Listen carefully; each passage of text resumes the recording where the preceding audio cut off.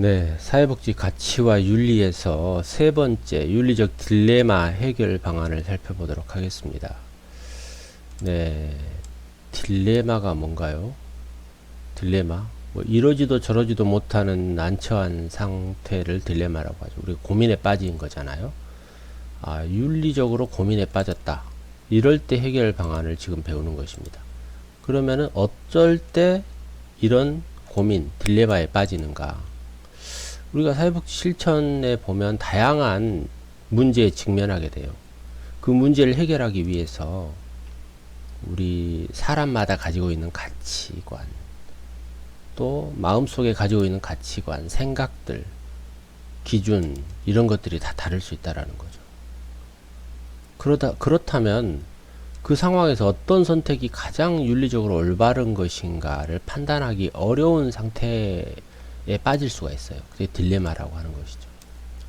이게 맞을까? 저게 맞을까? 네. 윤리적 갈등 혹은 윤리적 딜레마 이런 것을 경험하게 된다는 것이죠. 이게 옳을까? 아니 저게 옳을까? 이게 판단하기 어려워요. 그래서 서로 다른 윤리적 지침이 충돌하는 상태를 우리가 윤리적 딜레마라고 얘기할 수 있는 거예요. 네. 윤리적 딜레마는 이럴 때 생기는 거예요. 첫째, 클라이언트 자기 결정권과 사회복지사회 온종주의 사회에서 딜레마가 발생할 수 있어요. 사회복지사는 뭔가를 해주려고 하는데 클라이언트는 필요 없다. 고민에 빠지겠죠. 그거 안 해주면 안 되는데 어떤 서비스가 필요한데 그분은 필요 없대요. 고민에 빠질 것 같아요. 둘째, 클라이언트 자기 결정권과 사회적 규범을 어기는 경우, 클라이언트가 어떤 걸 하는데 그 규범이 어겨졌어요. 그렇다면 클라이언트 그 결정권을 존중해야 되나요? 사회적 규범이 어겨졌는데 또 고민에 빠지죠. 세 번째, 클라이언트가 자신의 정보에 대해서 비밀 보장을 요구하는데 그 또한 규범에 어기는 경우가 있어요. 뭐 잘못을 저질러 놓고 이거 비밀로 해주세요. 여러분 어떻게 할 거예요? 이게 딜레마죠. 네 번째, 사적인 관계를 요구해요. 예를 들면 개인적인 전화번호를 가르쳐 달라는 등, 그리고 새벽에 전화하고 휴일에 전화하고 한다는 등, 따로 만나자고 밥 먹자고 한다는 등, 어떻게 하실 거예요? 고민이죠. 이것도. 다섯 번째, 기관의 정책과 다른 서비스를 제공할 필요가 있어요. 기관은 그거 하지 말아라 라고 했는데 클라이언트는 그게 필요한 거예요. 여러분 고민에 빠지는 거죠. 우리는 여기까지만 해야 돼. 나머지는 할 필요 없어 라고 하는데 클라이언트는 그 서비스가 필요할 때 고민에 빠지겠죠. 또 소속된 기관에서 다른 동료의 불법 행위를 봤을 때 여러분 어떻게 할 거예요? 얘기를 할 거예요? 말 거예요? 이거 쉽지 않습니다. 일곱 번째, 제한된 자원을 가지고 모든 클라이언트에 공평하고자 배분을 하려고 하는데 어떤 사람은 더 많이 필요하고 어떤 사람은 적게 필요해요. 근데 법으로 똑같이 배분을 하겠어요. 참 고민에 빠질 거예요. 그리고 개인의 가치관과 소속된 기관이 달라요. 정책이 달라요. 이것도 고민에 빠져. 종교가 달라도 고민에 빠져요. 또 클라이언트 선정 문제에서도 이 사람이 더 이 서비스가 필요한데 이 사람은 해당이 안 됐네. 이럴 때 고민에 빠지죠. 우리가 그 기초생활 수급자 중에는 정말 열악한 사람들이 해당이 안 되고 열악하지 않고 그 사람은 충분히 괜찮은데도 기초생활 수급자인 사람이 있어요. 그럴 때가 있잖아요. 그럴 때랑 비슷하죠. 또 우리가 살아가면서 선의의 거짓말을 해야 될 때가 있어요. 네, 이럴 때 딜레마에 빠진다라는 것이죠. 또 가치 갈등의 어떤 유형이 있어요. 유형을 한번 살펴볼게요. 유형, 가치 갈등의 유형. 네, 사회복지 현장에서 주로 이런 유형이 많이 발생한다 이런 거예요. 네. 네, 2개 이상의 가치가 상충되는 경우가 있어요. 자, 어떤 여자분이 세 번째 아이를 임신했는데 남편 모르게 낙태를 원해요. 여러분 어떻게 할 거예요? 비밀 보장을 할 거예요? 아니면 그 아이의 생명 보호를 할 거예요? 이럴 때 상충이 되고 딜레마에 빠진다는 것이죠. 그 다음, 복합성을 가진 클라이언트 체계에 개입할 때 이럴 때 어떤 것을 우선순위로 해야 되지? 이 복합적인 거 할 때 예를 들어 볼게요. 아동 학대 문제도 있고, 부부 갈등도 있고, 폭력도 있고, 학교 문제도 있고, 경제적인 문제도 있고, 그렇다면 여러분은 이렇게 복합적인 것을 가질 때 어떤 것을 가장 우선적으로 할 거예요? 이거 고민에 빠지죠. 예, 고민에 빠집니다. 그 다음, 의무가 또 상충할 때가 있습니다. 클라이언트, 동료, 전문직 자체, 기관 및 사회 등에 대한 의무가 서로 상충해요. 이게 뭐냐면 아까 앞선 얘기한 것과 비슷한데 기관의 목표하고 클라이언트 이익과 달라요.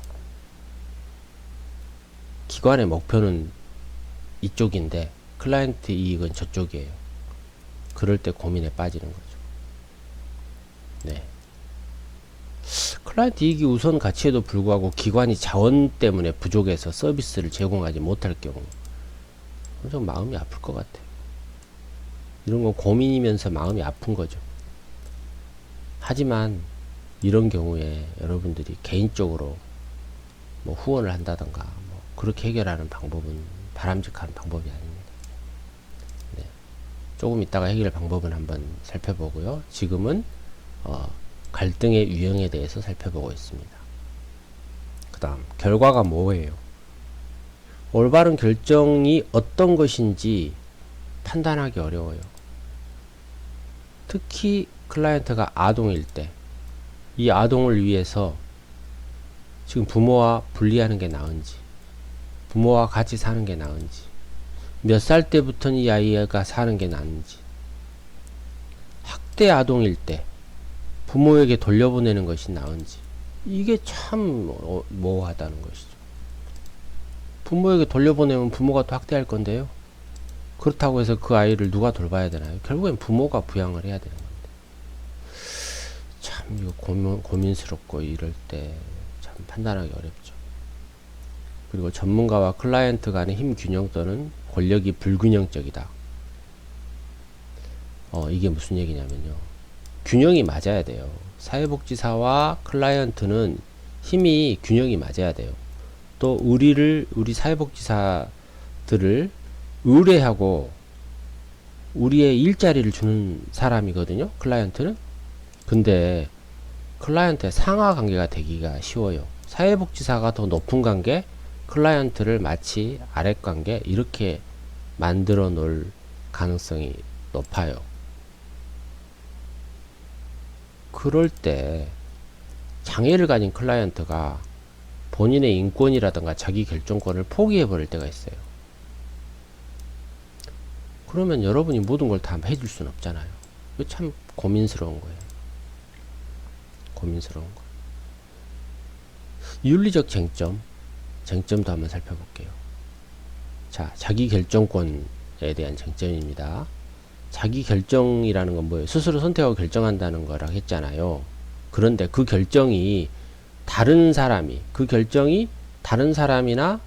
기관에 피해를 줘버린다는 것이죠.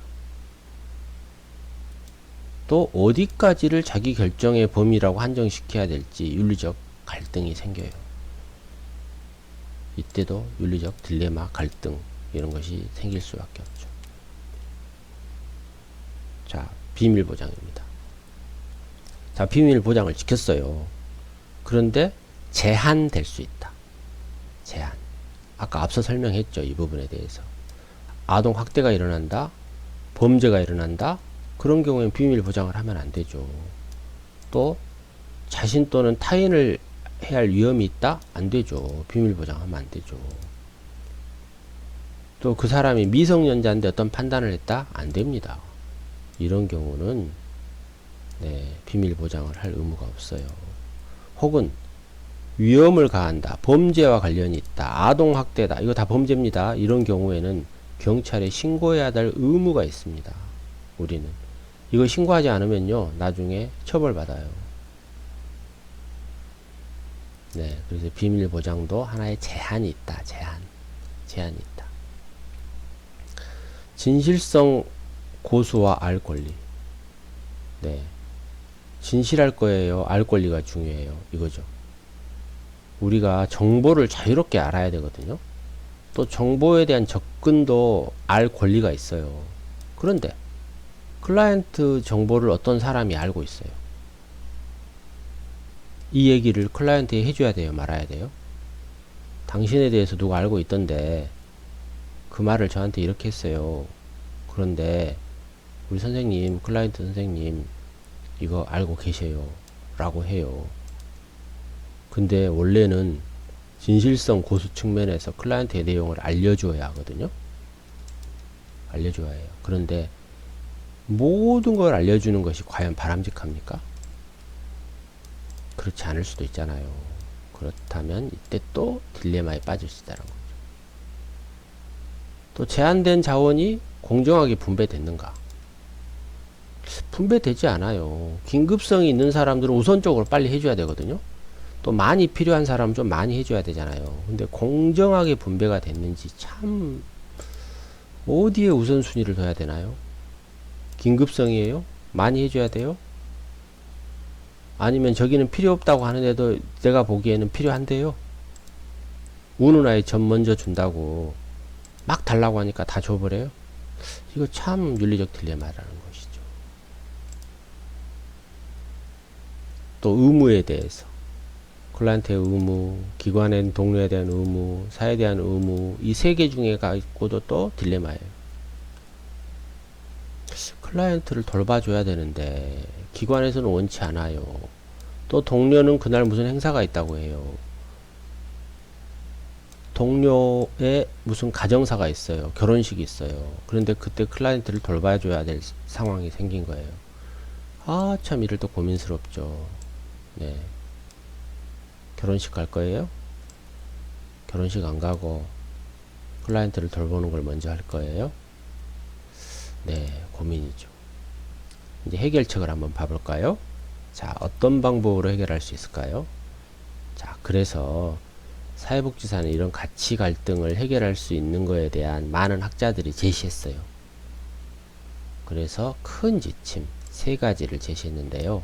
이걸 해결할 수 있는 방법을 한번 살펴볼게요. 가치 갈등을 일으키는 존재가 무엇인지를 파악하라는 거예요. 자, 앞서 여러 가치 갈등이라는 게 나왔어요. 이렇게 많은 가치 갈등이 나오는데 이 요소가 그냥 마음속으로만 갖지 말고 어떤 요인인가 이걸 파악하라는 거죠. 그래서 윤리 원칙을 세우는 것이 바람직해요. 윤리 원칙. 그래서 법과 도덕을 지켜야 되냐, 사회 규범이냐 이런 것에서 올바른 원칙, 윤리 원칙을 세우는 것이 가장 바람직하다라는 거죠. 그러기 위해서는 갈등을 일으키는 존재가 무엇이냐 이런 걸 판단하는 거예요. 조금 이따 윤리 원칙은 추가적으로 설명을 해드릴게요. 네. 그 다음 두 번째, 사회복지사의 가치관 중에 혹시 편견은 있지 않은가, 이런 것도 스스로 판단해야 돼요. 사람마다 우리가 공통된 우리가 보편적 가치를 가지면 좋은데 사람마다 다를 수 있다라는 거예요. 어떤 사람은 남자를 선호하고 어떤 사람은 여자를 선호하고 어떤 사람은 이 지역 사람을 선호하고 어떤 사람은 저 지역 사람을 선호하고 어떤 사람은 이런 옷을 입는 사람을 선호하지 않고 어떤 사람은 저런 옷을 입는 사람을 선호하고, 네, 이게 혹시 우리 사람마다 가지고 있는 성격, 가치관 이런 게 다 다르잖아요. 그래서 여러분은 유별나게 그런 사람을 혹시 싫어하고 좋아하지 않나요? 그렇다면 그 여러분이 사회복지사라면 여러분은 편견이 있다라는 거죠. 그래서 그 편견에 대한 것을 해결하지 못하고 공정하지 못하고 한쪽으로 치우친 생각을 가진다면 안 되겠죠. 네, 그렇다면 여러 가지 가치가 충돌할 수밖에 없다라는 거죠. 예를 들어 낙태를 원하는데 낙태를 부정적으로 생각한 사람이 있고 그렇지 않는 사람이 있을 수도 있어요.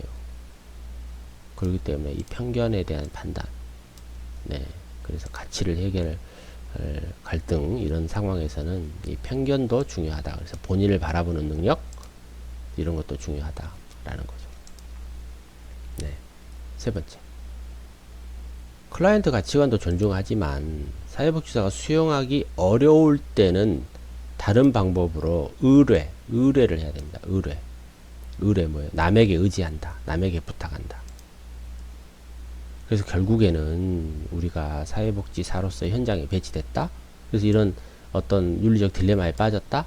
그런 경우는 혼자 해결하기 어려울 수가 있어요. 그래서 경험이 많은 선임 사회복지사 혹은 경험이 많은 팀장, 그 기관의 간부 이런 분들에게 의뢰를 할 필요가 있다. 의뢰. 네, 의뢰. 남에게 의지하고 남에게 도움을 받아볼 필요가 있다. 네, 그런 것들이 하나의 해결책일 수 있다. 이렇게 보는 것입니다. 그 다음 윤리적 결정의 준것들. 네, 아까 여기 보면은 윤리 원칙을 세우는 게 바람직하다라고 했잖아요. 자, 그래서 윤리적 결정을 하는 원칙틀, 준것틀이라고 볼 수가 있어요. 네, 그래서 로엔보그와 돌고프가 이 윤리의 의사 결정을 가장 많이 연구한 사람들이에요. 그래서 로엔보그, 돌고프 굉장히 중요한 학자입니다. 시험에 잘 나와요. 학자 이름도 나오더라고요. 네, 참고하세요. 그래서 보다 나은 결정의 기준은 윤리적 사고부터 나오며 바르게 인식하고 선택한 능력이 필요하다는 거예요. 단계별로 제시했어요. 총 11단계가 있는데요. 자, 로엔보그와 돌고프의 일반 결정 모델이다. 로엔보그와 돌고프의 일반 결정 모델. 네. 자, 이건 별표 하나고요. 자, 첫 번째. 그 윤리적 결정을 못하는 어떤 문제를 아까 보면은 문제를 파악하라고 했잖아요. 예, 존재가 무엇인지 인식해야 된다고 했잖아요. 그러듯이 문제가 무엇이고 존재가 무엇이고 그리고 문제를 야기하는 요인은 무엇인지를 먼저 확인해요. 그 다음 두 번째, 클라이언트, 피해자, 지지체계, 다른 전문가 등 해당 문제와 관련된 사람과 단체는 누구인지를 파악하라는 거예요. 자, 문제가 무엇이고 문제 야기 요인은 무엇인지를 파악했다면 해당된 사람들을 파악해라. 자, 클라이언트 누구, 피해자, 지지체계, 다른 전문가, 이 문제와 관련된 사람들을 쫙 뽑아보라는 거죠. 사람들이 해결해낼 것이기 때문에 하나의 단서가 될 것이다. 이렇게 봅니다. 3단계. 자, 2단계에서 확인된 다양한 사람들, 다양한 주체들이 주어진 문제와 관련해서 어떤 가치가 있는지를 파악해라. 자, 이런 문제 중에 혹은 평등의 가치, 혹은 인간의 존엄성, 혹은 자기결정, 생명 존중 이런 가치들이 있었겠죠. 그런 가치들을 쭉 나열해 보라는 거예요. 그러면 그 가치의 우선순위를 나열이 될 거라는 거죠. 4단계. 문제 해결 또는 완화 등과 같은 개인 목표를 정확히 해라. 예, 목표를 정확히 해라. 목표를. 문제 해결을 다 할 수는 없어요. 우리가 이 세상을 다 구원할 수 없어요. 착각에 빠지면 안 돼요. 어떤 한 사람의 문제를 하는 데 있어서 노력하면 좋겠죠. 그러나 그 사람의, 우리의 클라이언트의 문제를 다 해결할 수는 없다. 그래서 우리가 할 수 있는 한 한계가 있다. 그렇기 때문에 그 한계를 갖는 목표를 설정해라. 목표를 명확히 설정해라. 라는 겁니다. 5단계. 개입 수단과 개입 대상을 확인해라. 자, 이 목표를 실행하기 위한 수단과 대상을 확인해라. 라는 겁니다. 6번째. 확정된 목표. 아까 목표 설정했잖아요. 목표에 따라 설정된 개입 방법의 효과성과 효율성을 평가를 해라. 라는 거죠. 이 목표를 이루기 위한 어떤 방법이 효과가 있는가 라는 거죠. 그리고 아까 가치에 대해서 우리가 효율성의 가치 얘기했죠. 여러분 파레토 효율 기억나죠? 네, 효율성. 적은 돈으로 많은 결과를 얻는 것. 결국엔 비용이다. 시간도 비용이고 사람도 비용이고 비용도 비용이기 때문에 적은 비용으로 많은 결과를 얻는다. 그런 것을 평가를 해라라는 거예요. 그 다음에 7번째. 누가 의사결정에 참여할 것인가를 결정을 해라. 네, 이거는 클라이언트 이런 분들이 아니고 기관 내에 어떤 분들이 참여할 것인가, 혹은 기관 외에 어떤 전문가, 이를테면 변호사, 뭐 경찰, 뭐 교수, 뭐 관련 공무원, 이런 분들이 중에 어떤 분들이 이 의사 결정에 참여할 것인가, 이 문제 해결에 참여할 것인가를 판단해라 라는 거예요. 8번째, 그 문제를 개입할 방법을 선택해라. 이제 평가했잖아요. 효과성과 효율성 평가했어요. 그럼 방법을 구체화하고 선택해야겠죠. 네, 9번째, 수행해야겠죠. 모든 계획이 끝났어요. 선택했어요. 그러면은 이 방법을 선택했기 때문에 이제 실행하라는 거예요. 실행해야죠. 그 다음 10번째, 그 실행 중인 방법이 적절한 방법인지 검토하고, 혹은 예상치 못한 결과가 나온다든가, 오히려 역효과가 나타났다든가, 오히려 빠른 결과가 나타났다든가, 그런 경우가 나타난 것을 대비하고 주의를 기울이라는 거죠. 대부분 예상치 못한 결과라는 것은 긍정적인 결과보다는 부정적인 것을 걱정하는 거예요. 어떤 한 가정을 개입한다? 근데 의외의 제3자들이 와서 개입했을 때 우리가 예상했던 것처럼 항상 긍정적인 결과는 나타나지 않을 가능성이 있다. 그래서 긍정적인 것보다는 부정적인 결과를 주의해라. 11번째, 모든 게 끝났어요. 그렇다면 결과를 평가하고 그 평가에 따른 추가적인 문제들이 혹은 있지 않는가 확인해라. 추가적인 문제들이 있어요. 대부분. 왜 그러냐면 아까 얘기했잖아요. 목표를 선정하라고 했잖아요. 근데 모든 걸 다 해결하지 마라 그랬잖아요. 여러분이 할 수 있는, 여러분이 선택할 수 있는, 여러분이 개입할 수 있는, 여러분이 근무하고 있는 그 기관이 개입할 수 있는 목표를 선정했죠. 그렇다면 이 목표는 가능한 것을 해야겠죠. 되지도 않는 목표를 세울 수는 없잖아요.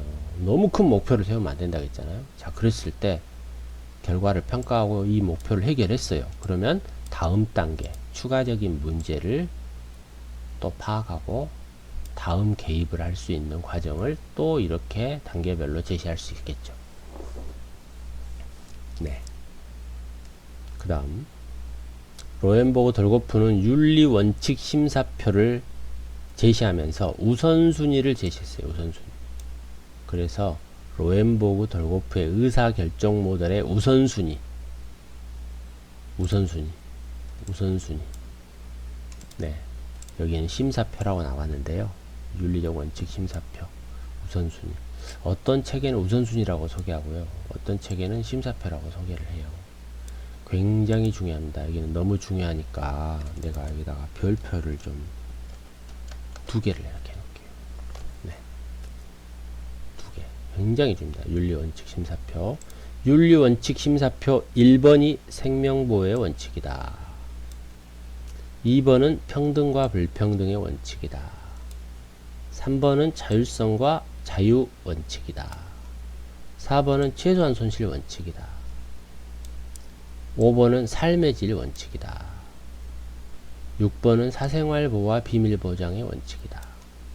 7번은 진실성과 정보 개방 원칙이다. 자, 이 순서 여러분 잊어버리면 안 돼요.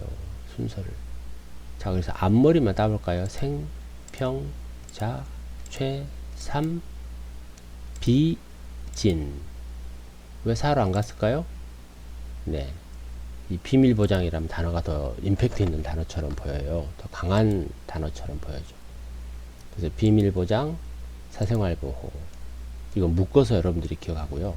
다시 해볼게요. 생, 평, 자, 최, 삼, 비, 진. 자, 생평자, 최살, 비진.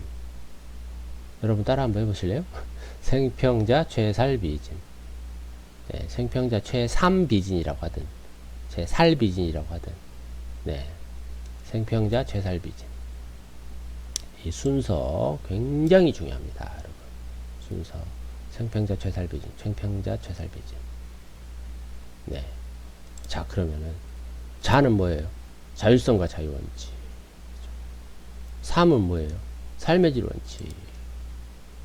최는 뭐예요? 최소한 손실 원칙. 네. 이렇게 순서. 자, 그러면 이 개념에 대해서 잠깐만 살펴볼게요. 뭐 생명보호의 원칙은 뭐 두말할 것 없이 모든 다른 원칙들에 우선합니다. 그래서 만약에요, 생명보호의 원칙하고 삶의 질 원칙이 붙었어요. 둘이 딜레마가 된 거예요. 그러면은 생명보호의 원칙이 더 우선한다. 우선순위다. 이겁니다. 이걸 얘기한 거예요. 우선순위다라는 거죠.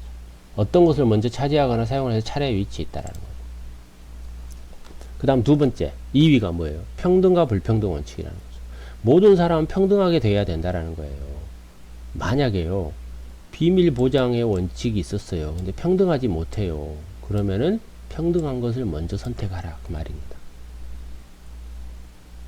세 번째, 자율성과 자유 원칙인데요. 네, 누구나 자유의 원칙이잖아요. 본인이 타인에게 해를 끼치지 않는 한 그 자유는 유지가 될 수 있는 거잖아요. 자, 그러면은 자유로운 어떤 것을 선택했는데 그 사람이 어떤 손실을 최소하지 않고 손실이 더 일어났어요. 그러더라도 손실이 있더라도 본인이 선택했으니 이거는 자율성과 자유의 원칙이다. 이게 더 우선된다. 이걸 지켜야 된다. 이런 얘기입니다. 그 다음에 최소한 손실 원칙. 방금 설명했죠? 네. 손실이 발생하지 않게 해야 돼요. 우리 사회복지에서는 효율성도 중요한 게 여기는 하나의 가치라고 했잖아요. 자원이 한계가 돼 있어요. 자원이 한계가 돼 있는데 남들을 도우려면 아끼면서 해야 되잖아요. 네. 그걸 강조하는 것입니다. 네. 다섯 번째, 삶의 질 원칙. 네. 클라이언트 주변 체계라든가 지역사회, 다른 사람, 이런 삶의 질을 높일 수 있는 것을 선택하라는 겁니다. 네. 이걸 선택하면 그분의 삶의 질이 더 높을 것 같아. 그렇다면은 우선순위 5번이라는 거죠. 자, 비밀 보장보다 더 앞서요. 비밀 보장은 6위예요. 6위. 예. 뭐 비밀 보장은 뭐 사생활보 이런 건데요. 비밀 보장은 6위예요. 이게 좀 높은 순위 같지만 그렇지 않아요. 왜 그냐? 우리가 비밀 보장이랑은 한계를 가진다고 했잖아요. 다른 사람에 피해를 준다던가 어떤 범죄라던가 이런 것들이 있을 수 있다고 했잖아요. 그래서 이 두 가지 원칙을 본다면 삶의 질 원칙이 더 높다. 이렇게 보는 겁니다. 마지막, 진실성과 정보 개방 원칙. 네. 항상 진실을 얘기를 하고 정보를 알려줘야 되거든요. 아까 앞서 얘기했잖아요. 과연 그게 좋기만 한가? 여기 보면은, 네, 어딨지? 네네, 여기 나왔죠. 모든 정보를 클라이언트에 제공하는 것이 바람직하지 않을 수도 있다. 네. 이런 것들이 좀 걱정이 되는 거죠. 하지만, 네, 진실성으로 알려야 된다. 이게 7입니다. 그래서 순서대로 1, 2, 3, 4, 5, 6, 7위가 있어요. 이 원칙과 이 원칙이 붙었다. 이 원칙이 이기는 거예요. 1위가 더 이기는 거죠. 여기 앞선 순위가 빠른 거일수록 이기는 거죠. 자, 순서 생평자 최살비진. 시험에 나옵니다, 여러분. 네. 그 다음. 지금 로엔보그하고 돌고프의 어떤 윤리 원칙. 엄청 유명하거든요. 이게 제일 중요한데 이 외에도 다양한 학자들이 있어요. 그래서 한 학자만 다뤄볼게요. 로모의 의사결정 모델이에요. 로모의 지침은 6가지로 의사결정을 하라고 제안했어요. 문제 해결을 해라라는 거예요. 그 첫 번째가 인간의 기본 생존 조건을 가장 우선으로 해라. 어떤 여가활동이나 교육보다 의식주와 관련된 기존적인 생명 조건이 가장 우선이다. 생명 조건이 우선이다. 이걸 얘기하는 거예요. 그다음 두 번째, 개인의 행복 주권으로 한 개인이 다른 사람에게 자기 결정을 할 권리보다 우선이 돼요. 그러니까 그 개인이 먼저 행복해라. 그런 의미입니다. 다른 사람보다. 네. 먼저 그 사람의 행복을 먼저 추구해줘라. 그런 겁니다. 자기 결정권을 강조하자. 네. 이 경우에는 법이나 규칙, 규정의 복종은 존중된다. 예, 그러니까 개인이 자발적으로 자유의사에 따라서 자기 결정에 따라서 법이나 규칙, 규정의 복종이 존중된다면 그것은 인정해라 라는 거죠. 아까 앞서 얘기했죠. 본인이 일부러 남들에게 복종해요. 본인이 일부러 어떤 규칙에 따라서 그거에 맞춰가요. 그럼 본인의 결정한 거니까 따라줘야 된다. 협회 및 단체 뭐 법 규칙보다 개인의 행복 주권이 우선되라? 네. 어떤 협회나 단체나 이런 거보다는 개인의 행복이 더 우선적이다. 그 얘기인데 법은 아니에요. 법. 이건 좀 고민스러워요. 그래서 여기도 매우 조심스럽다라는 거죠.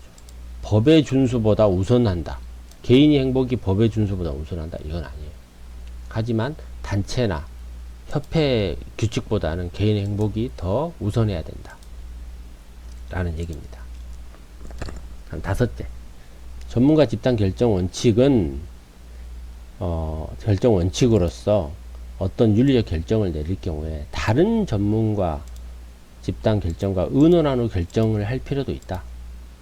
꼭 우리의 원칙만 결정하지 말고 다른 집단과 다른 전문가와 의논해서 결정하는 것이 오히려 더 바람직할 수도 있다. 그런 원칙이에요. 그 다음에 6번째. 모든 결정은 반드시 서류적으로 해라. 서류 없이 느낌을 갖는다던가 어떤 가치관을 한다던가 감각으로 한다던가 그러면 안 되고요. 증거 서류. 반드시 증거가 될 서류를 원칙으로 제시를 해라.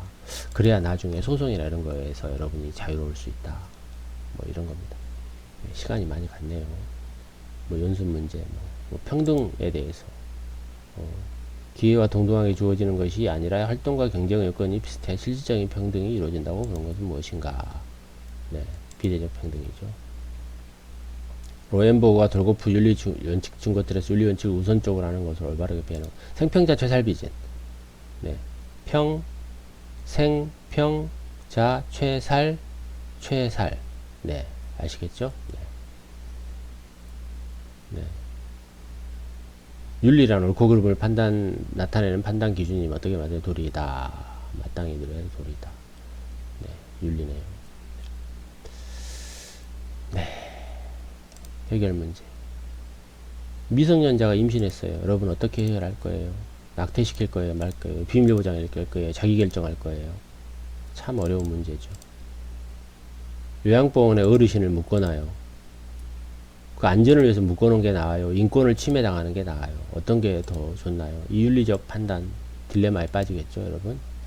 네. 로엔버그와 덜고프의 윤리 원칙 준 것들 이걸로 풀어 나갈 수도 있을 것 같아요. 네. 여기까지 사회복지 실천의 가치와 윤리에 대해서 살펴봤습니다.